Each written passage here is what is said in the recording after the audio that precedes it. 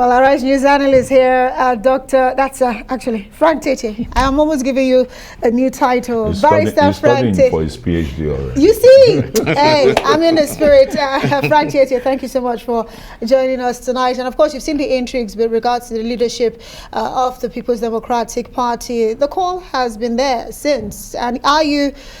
No thanks to that Benue High Court injunction yesterday, he has stepped aside.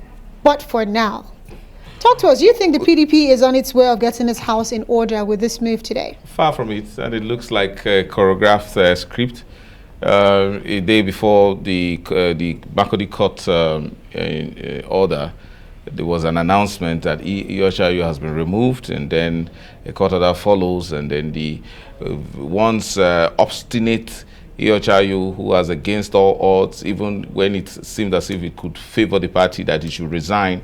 When it even seemed to him that it will favor his preferred person, who was then who was the candidate of the party at the presidential election. Even when he was supposed to make such concessions and sacrifices, he didn't resign. And then suddenly his own ward members are suspending him, a court order follows, and then he humbly, without a fight, steps aside and as national chairman. It looks like all written script that was acted.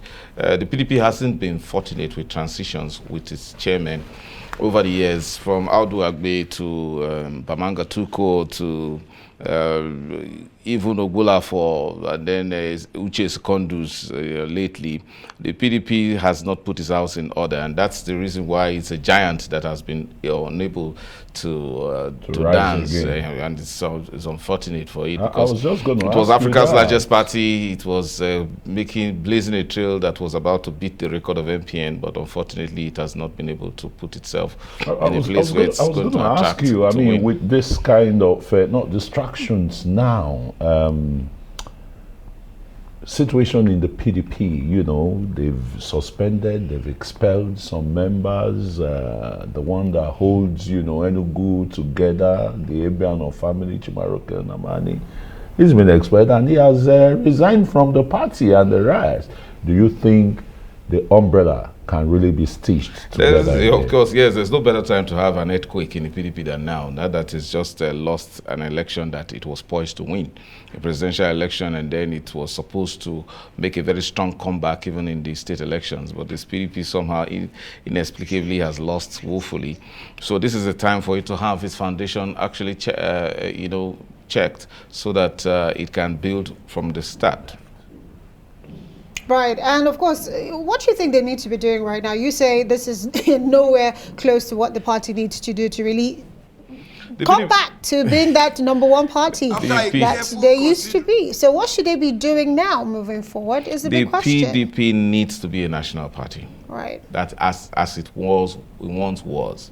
A party that reflected all the shades of this country. And not a situation where you would have a Governor Wike crying somewhere there that there's marginalization. It should be far from the PDP. The PDP was the kind of party where every ethnic nationality or political interest was accommodated at a time. But to think that persons are now feeling excluded from the PDP shows that the PDP has lost its basis of existence when it was once established before 1999.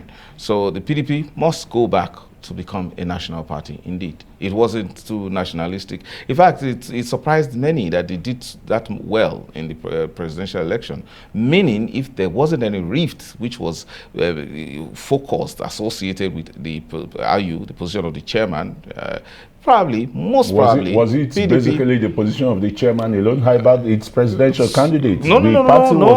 But I thought the party was supposed to have zoned its presidential candidates to the south. But if you look at the undoing... Was that not the genesis? Oh, yes, but if you look at the undoing of the PDP, the G5 governors led by Wike in such an anti-party activity that he led all through the campaign period and eventually delivered the state to the opposition. Imagine if IU was not there as the problem.